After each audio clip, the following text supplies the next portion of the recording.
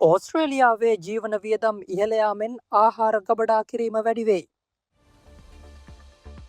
ඕස්ට්‍රේලියාව තුළ ජීවන වියදම් ඉහළ යාමත් සමග ජනතාව දිගු කාලයක් භාවිත කළ හැකි ආහාර භාණ්ඩ වැඩි වශයෙන් මිලදී ගනිමින් ගබඩා කිරීමට යොමු වී ඇති බව නවතම වාර්තා පෙන්වා දෙයි. මෙම තත්ත්වය යටතේ අල පරිප්පු බීන්ස් ටින් ආහාර වැනි ආහාර භාණ්ඩ සඳහා ඉල්ලුම 20% දක්වා වැඩි වී ඇත. බොහෝ පවුල් වියදම් අඩු කිරීමට ලාභදායි ආහාර වෙත මාරු වෙමින් සිටිති.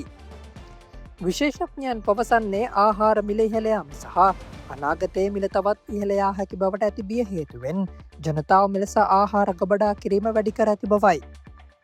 මෙම ප්‍රවණතාව ඕස්ට්‍රේලියාව තුළ පවතින ජීවන වියදම් පීඩනය සහ ආර්ථික අස්ථාවරත්වය පිළිබඳ අවධානය තවත් වැඩි කරයි.